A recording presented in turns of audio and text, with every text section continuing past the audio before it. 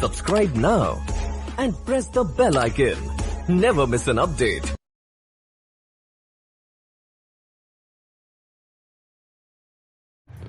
Five seconds. Madam, when I heard the statement made by the Honorable Home Minister and when he made a reference in it to the local touch, I really thought that his statement would apply some balm on the wounds inflicted on Assam.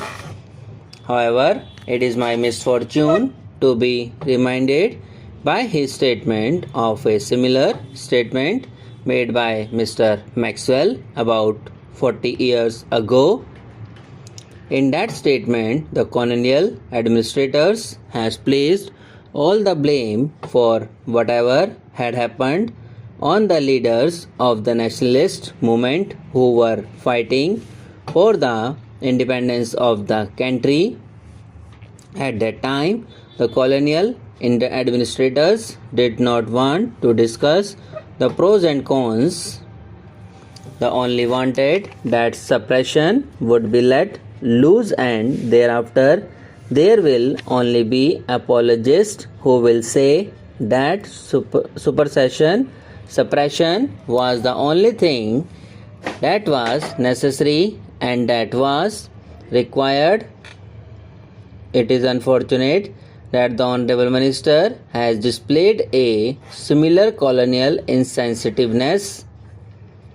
It is unfortunate that from the very beginning, when he took over as the Home Minister, things started going wrong with the people of Assam and with the negotiations on Assam. You would kindly recall that immediately after the talks were ended in November, the colonial administrative and bureaucratic attitude showed itself and the leaders of the movement were arrested. This is the scale or the magnitude of the folly that has been perpetrated on Assam.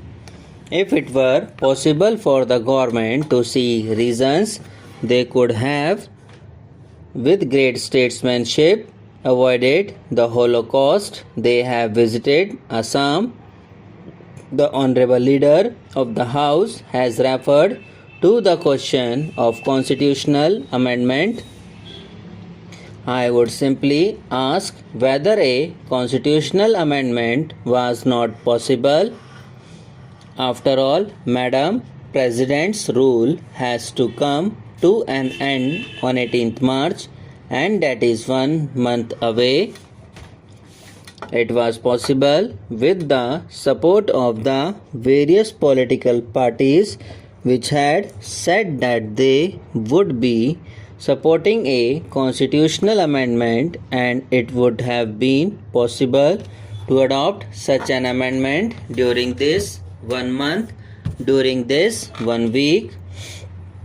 I do not know why this eventuality never occurred to the leader of the House or to his government. The Honorable Home Minister has said in his statement that the prolonged agitation in Assam has generated an atmosphere of bitterness and distrust and distributed harmony amongst different sections and groups. I do not agree with the statement at all. My friend talked of democracy and ballot. He said that the ballot was free. This was an election in which ballot was unfree, but baton was free, blow was free, bayonet was free, bullet was free, but ballot was not free. This was an election in which the people would not vote, but if they did not want to vote, they were being forced to vote, and it was an election conducted entirely by the CRPF and BSF. I can say on authority that at various places the BSF Jawans were being given training to serve as polling personnel, and in a large number of cases, the CRPF and BSF personnel acted as civilian personnel to discharge duties of polling officers. That was the kind of election which has been arranged in Assam. But then, when you say this election is a normal election, when you say the situation is an ordinary situation, I would only recall the kind of oppressive laws that were available and are still available in Assam. Who does not know about the Special Armed Forces Act? Who does not know about the Disturbed Areas Act? Who does not know that the various provisions of the infamous Police Act of 1861 were also implemented in Assam? Who does not know the NSA and ASMA were also implemented?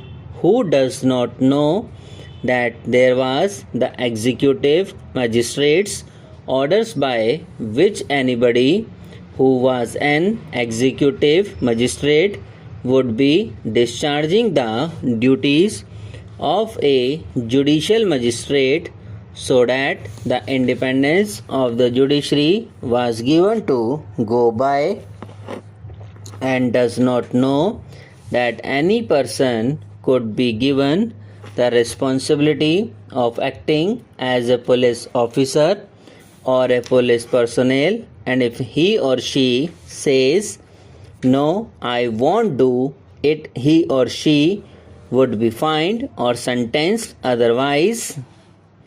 And there was press censorship.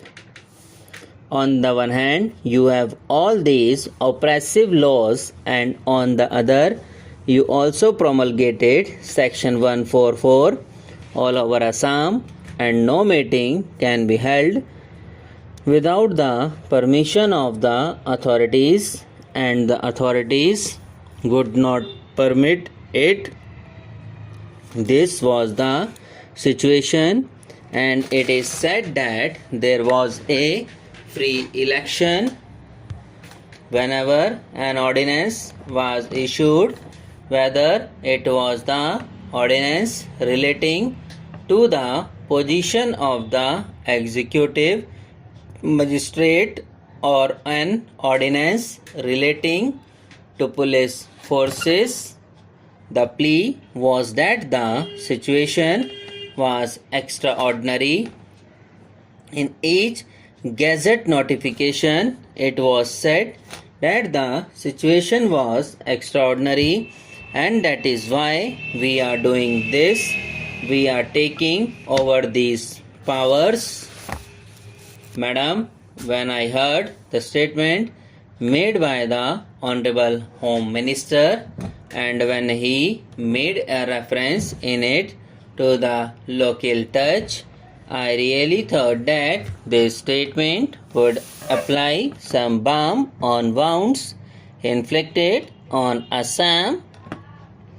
However, it is my misfortune to be reminded by his statement of a similar statement made by Mr. Maxwell about 40 years ago. In that statement, the colonial administrators has placed all the blame for whatever had happened on the leaders of the nationalist movement who were fighting for the independence of the country.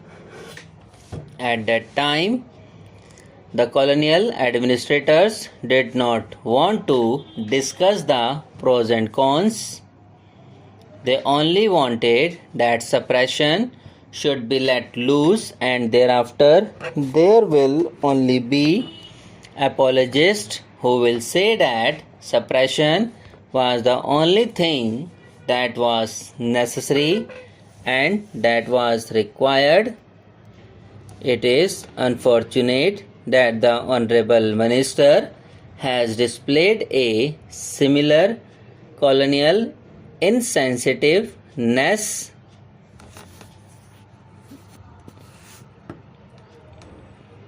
Subscribe now and press the bell icon.